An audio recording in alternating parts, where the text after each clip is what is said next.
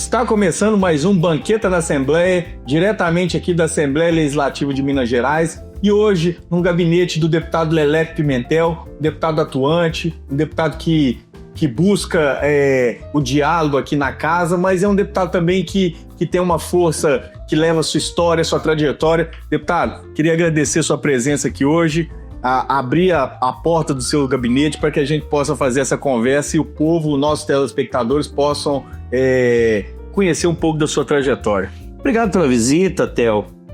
A casa que a gente chama de Assembleia Legislativa, ela deve ter um significado público.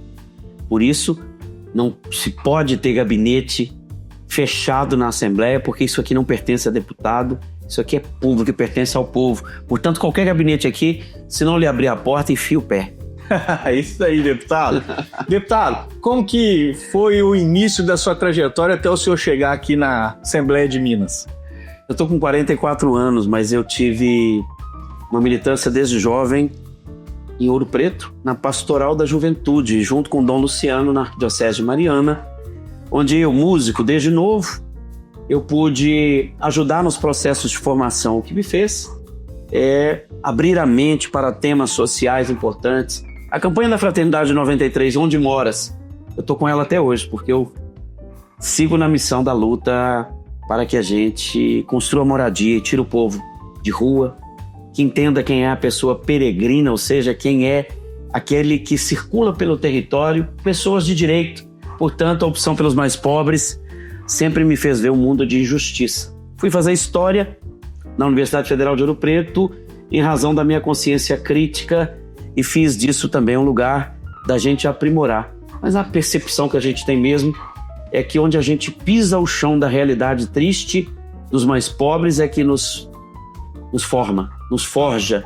E esse é um espaço que eu também pude, junto com o deputado federal Padre João, em 2002, quando o Padre João foi eleito, junto com Lula, junto com outros importantes companheiros, César Medeiros, eu fui eleito assessor, então vim para a Assembleia assessor em fevereiro de 2003. Portanto, nós vamos aí com 22 anos acompanhando o deputado federal Padre João, que teve 2 mandatos, está no terceiro federal. Hoje eu estou eleito e nós dois fizemos com que esse projeto ele una orçamento, ação e nós chamamos de Juntos para Servir. É um mandato coletivo que vocês fazem, né? Coletivo, mas que vai além, porque ele propõe uma relação. Nós temos um regimento interno, sabia? Eixos de atuação, que são 6, definidos numa Assembleia Geral todo ano, com 300 a 500 pessoas, 3, 4 dias, conselho político, assessoria regional e assessoria comum. O que a gente está desafiando o Estado brasileiro, porque a gente pode até ter candidatura coletiva hoje, mas desenvolver os mandatos coletivamente, não pode. Tudo tem que ser individual. Inclusive, quando a gente fala um do outro, às vezes há corte. Aqui não vai ter corte, não, mas a nossa atuação é conjunta.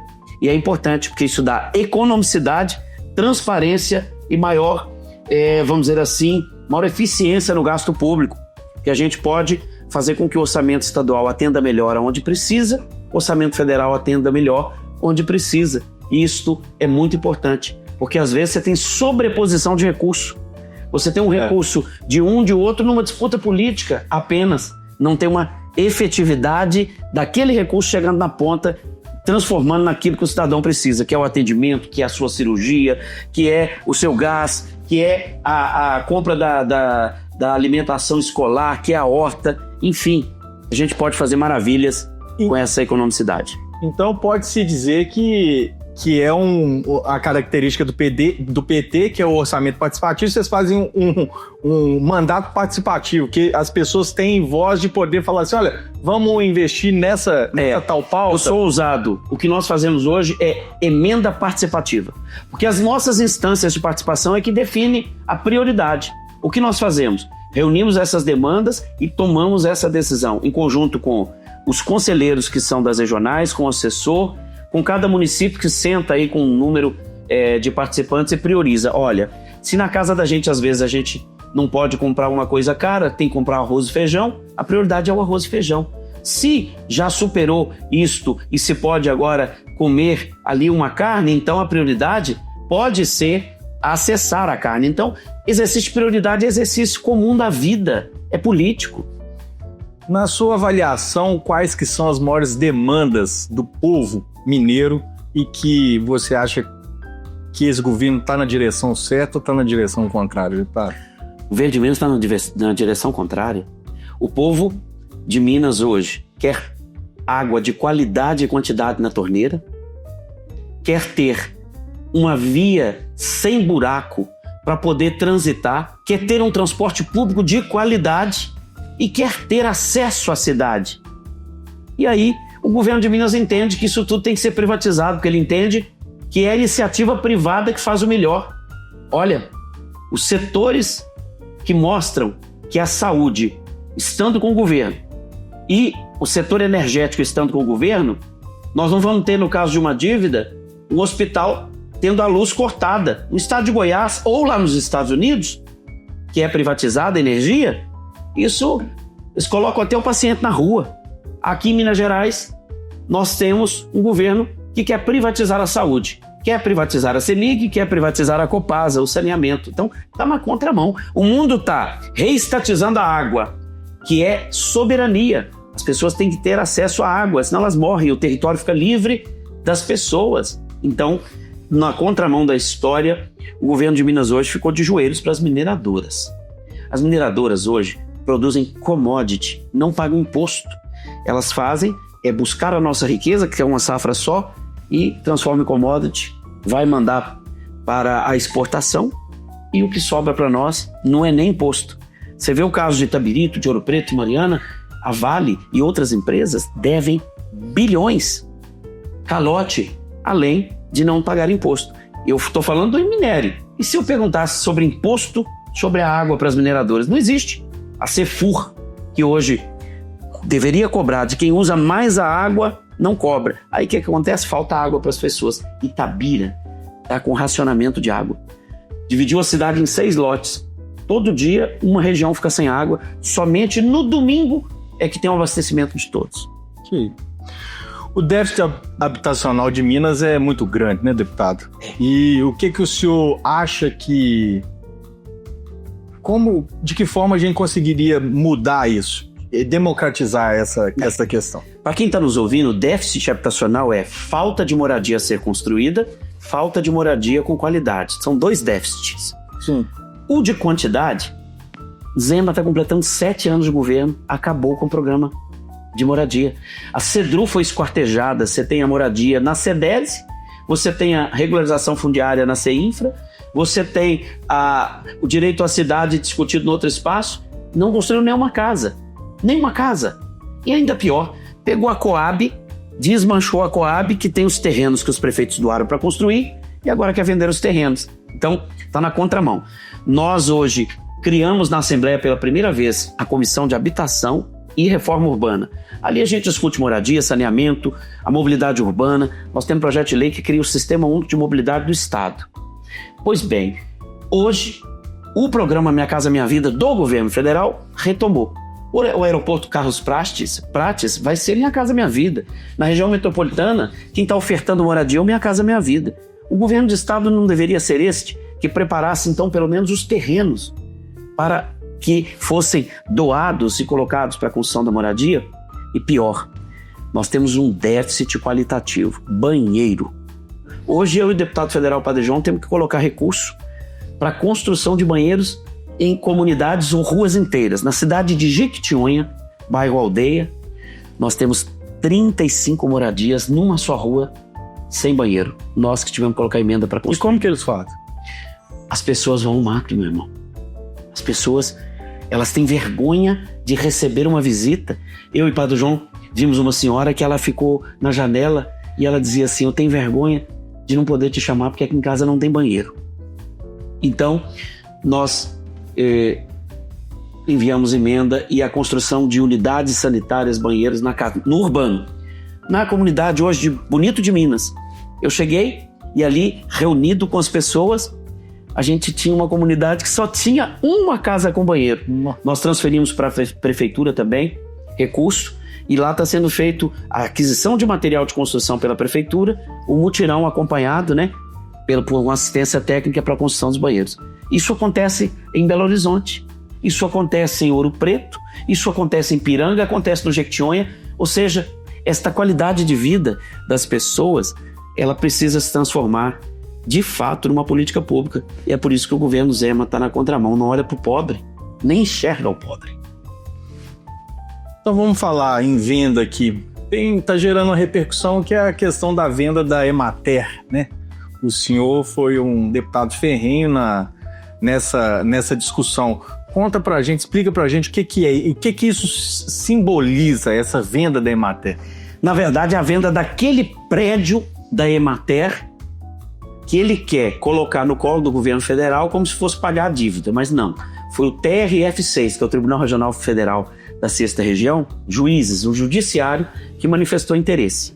Então, o governo federal não vai aceitar a UENG, a Emater, os prédios públicos, o Hospital Amélia Lins, como dação da dívida que o Estado deve e tem que pagar. Olha, o governo Zema navegou esses 7 anos sem pagar nada. É por isso que ele fica sempre lembrando do Pimentel, né? Porque o Pimentel teve que pagar a dívida. E este governo é beneficiário daquilo que o Pimentel conseguiu como liminar de suspender a dívida. Então, a primeira tentativa contra a Emater foi quando tentou unificar EPAMIG e Emater, para que os extensionistas que têm responsabilidade com a agricultura familiar, essa empresa que tem 80 anos, fosse ali enfraquecida. Nós não permitimos. E agora parece de retaliação, porque Zema é pirracento. Pensa num bicho pirracento, eu acho que ele não governa mais. Agora ele coloca o prédio da Emater, esse símbolo da história da agricultura e da extensão rural, que os servidores da Emater têm com tanto carinho. Nós não vamos permitir. Acho que isso é... Nós vamos dar banana para Zema de novo, quem sabe ele come com casca, agora abacaxi também com casca. Deputado, a UENG e a Unimonte, ela tem tido uma série crítica sobre a redução do orçamento e um sucateamento nela, né? O que o senhor acha, o que precisa de fortalecer para essa educação ir para o caminho certo? O tratamento que o governo de estado dá à UENG é um, e a Unimontes é outro. A Unimontes, por exemplo, não está no plano de privatização ou de federalização. Por que não? Porque há o interesse político dos grupos políticos que apoiam Zema e que de fato precisa. A Unimontes precisa de recursos, mas a UENG também. O que Zema fez? Abandonou os servidores, abandonou os campi que estão capilarizados. Olha a riqueza de uma universidade estadual da monta da UENG, que tem curso em todos os lugares, em Carangola, aqui em Ibirité, né? A UENG está presente com uma maior riqueza de construção para a educação superior do nosso estado. Como é que pode?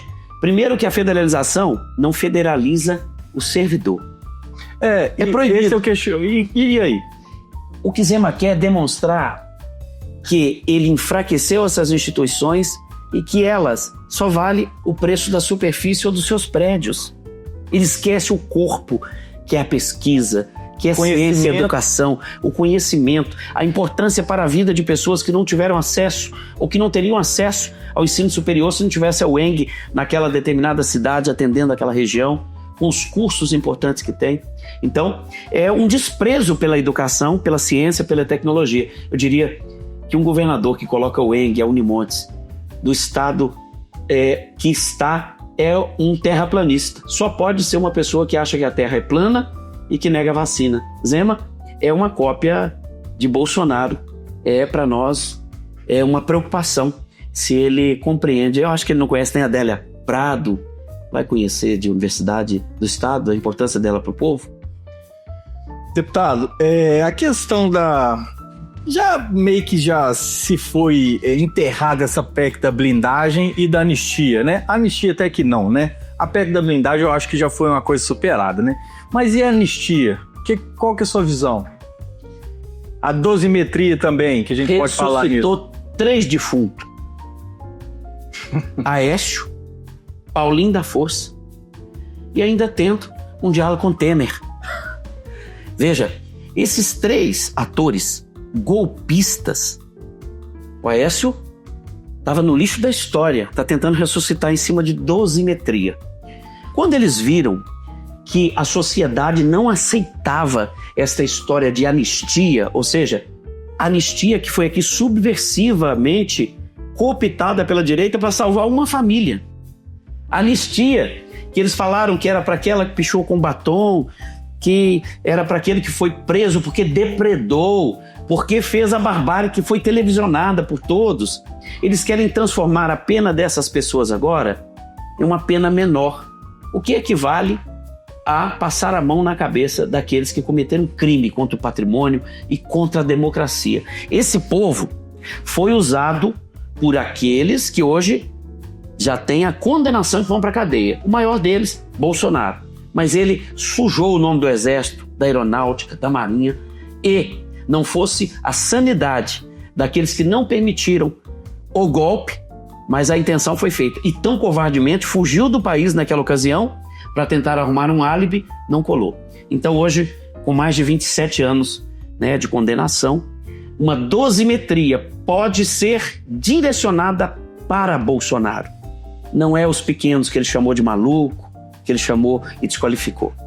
O que deseja essa dosimetria é de fato beneficiar o clã Bolsonaro e aos próprios deputados que estão propondo. Inclusive, equivale a dizer que a nova leitura que se tem a partir do julgamento para o cumprimento da inegibilidade que foi decidida essa semana também está no rol daquelas questões que não foram bem resolvidas. A sociedade atendeu ao chamado das pessoas, dos militantes, da classe artística, disse um não, impôs uma derrota, inclusive ajudando o presidente Lula a enfrentar lá nos Estados Unidos esta tentativa de retirada da nossa soberania provocada por Trump com o tarifaço. Mas como o dia tem sempre precedendo um outro dia, todos estão vendo hoje que não se sustenta. O próprio Trump, ele deve estar envergonhado de ter confiado num que vai ter também a condenação daqui uns dias, que é Eduardo Bolsonaro.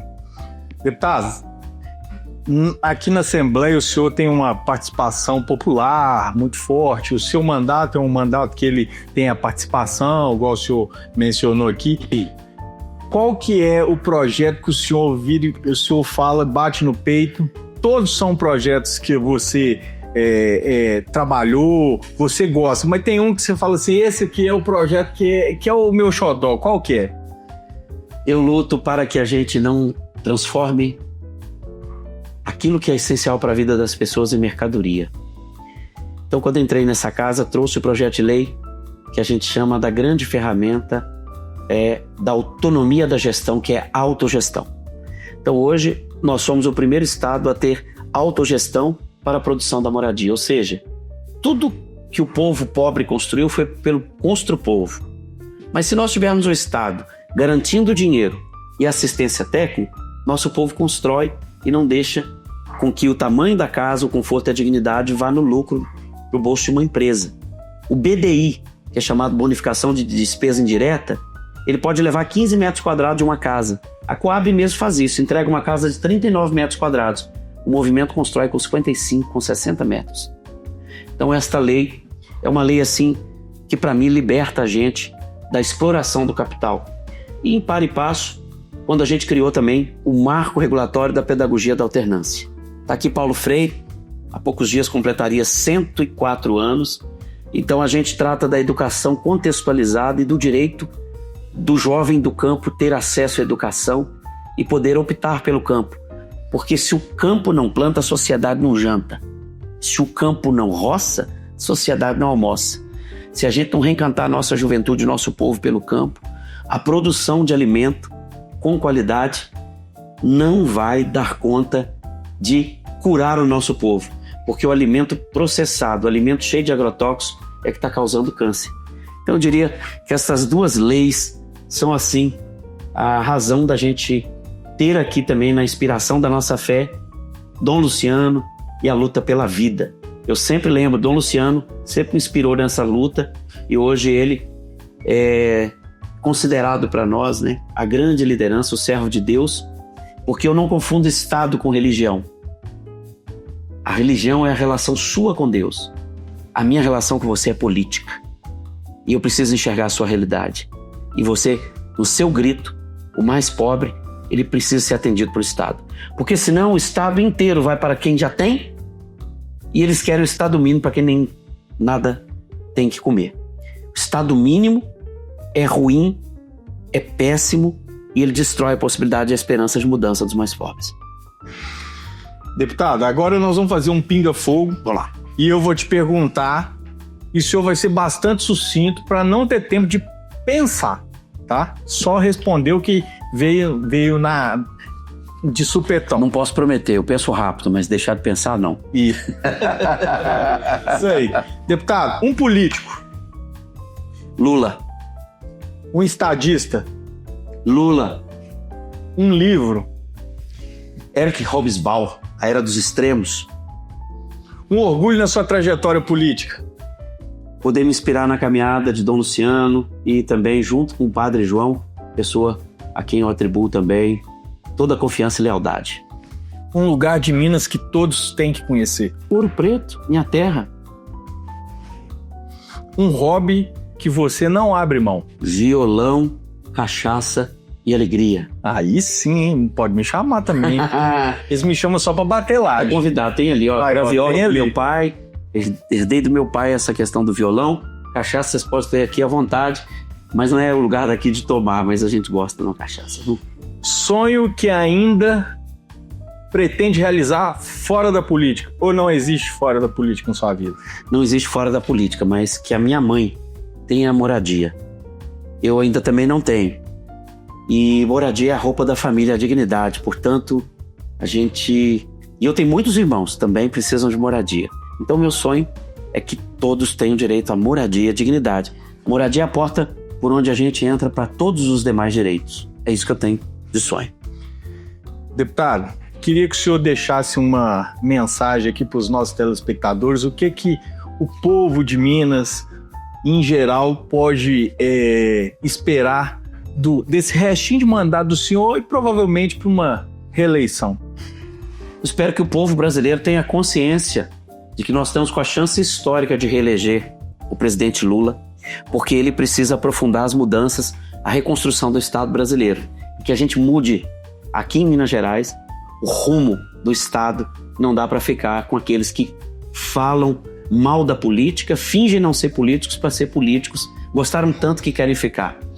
Mas o nosso sonho é que nós troquemos a sociedade do viver bem, do individualismo, onde alguns têm tudo e os outros não têm nada, para o estado do bem viver, onde o cuidado com a casa comum e a dignidade seja garantida para todos e todas.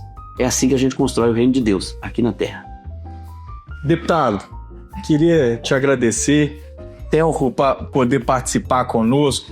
Essa entrevista que o senhor mostra e a gente vê o brilho que você tem no olho, falando das políticas públicas em questão de defender as minorias. A gente precisa realmente de pessoas que estão com esse oxigênio para fazer isso.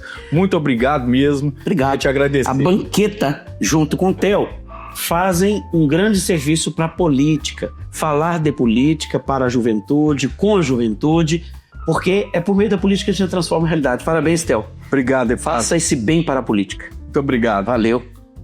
Banqueta na Assembleia, tudo que impacta a vida dos mineiros e das mineiras. Hoje, um programa especial com o deputado Leleco Pimentel, direto aqui da Assembleia Legislativa. Um forte abraço e até a próxima.